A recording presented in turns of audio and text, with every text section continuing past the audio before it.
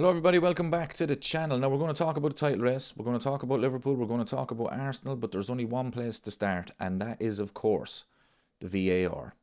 Now Michael Oliver gave a red card for this. Yes, that's right, a straight red card. Now I'm not defending Michael Oliver, because I don't think you can, but it happened so quick, he thinks it's a red card, fine.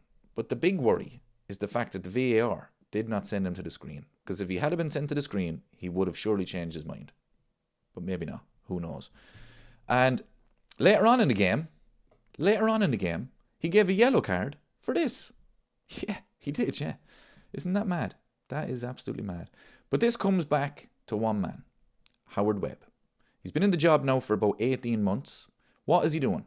Like, seriously, what is he doing? Is he doing anything to improve the VAR? No, I don't think so.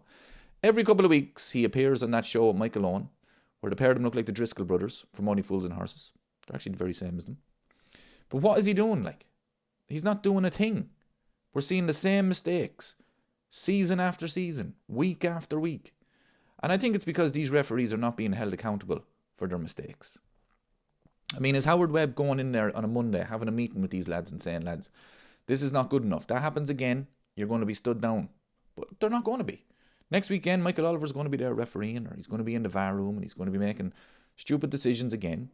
Now, I'm not one of these people who say, oh, it's an agenda. It's a conspiracy against Arsenal. It's a conspiracy against Liverpool. No, I'm not one of those people. I just think he's no good at his job. I just think the referees in the Premier League are no good at their job. I just think that's what it's about. That's what it comes down to. It's not about agendas. It's not about conspiracy. Just they're incompetent. They're just no good at it. And Howard Webb has not done a thing to improve any of them. It's just absolutely, it's a shambles. It really is. Okay, let's talk about the title race. Let's talk about Liverpool first. We have to talk about the best team in the Premier League, of course. 4-1 win against Ipswich. We were always going to win the game. Always going to win the game. But that early goal is always huge in these fixtures, because Ipswich, they'll be hanging on, they'll be hoping to keep it, 0-0, 15, 20 minutes, frustrate the crowd. But Liverpool got that early goal because of, and this is the player I want to talk about, Dominic Szoboszlai. How important is this man becoming? He really is. I mean, the runs he makes off the ball, defenders do not know what to do with him. Now, I think Arne Slot deserves huge credit, of course. But when Arne Slot got the job, I think he went back, he looked at every single game of Liverpool last season. And I think he came up with two things. Cody Gakpo cannot play through the middle, and Alexis McAllister is not a holding midfielder.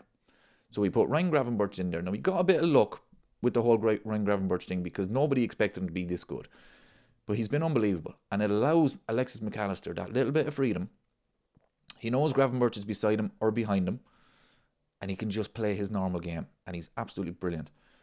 Virgil van Dijk, Liverpool's player of the year. Don't care what anyone says. I really don't. Kanate looks back to his best. Alisson looked back to his best as well. A couple of really good saves. We were always going to win that game. 4-1 win.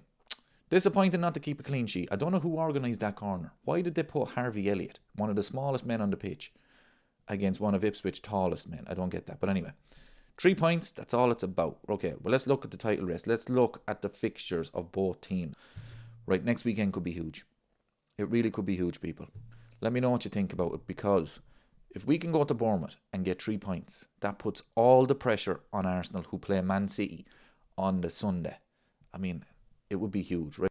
Right, we play Tottenham in the Carabao Cup, Plymouth in the FA Cup, then the game in hand.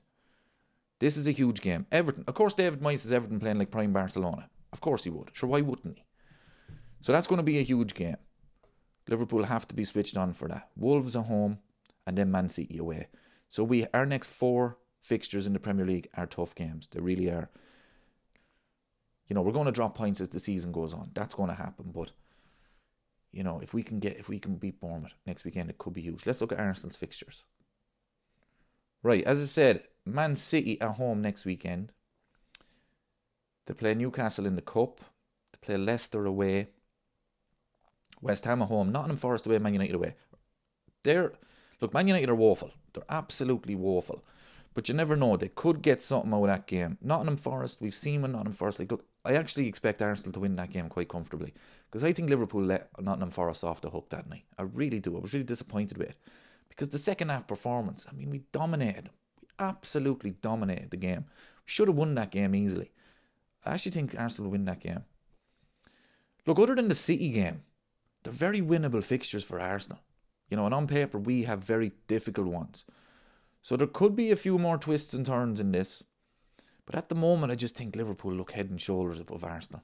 Really do. The quality to have. The quality to have off the bench. Poor Mikel Arteta was giving out about it. You know, if only he had spent 700 million, maybe he could have a better bench. But unfortunately, you know, that's the way it goes. So yeah, that's the way it goes, people. Look, we're 6 points ahead with a game in hand. It's the same situation as it was last weekend. We go into next weekend, it could be absolutely huge. Bournemouth away. Hopefully we can get to 3 points. Thanks very much for watching, and let me know what you think.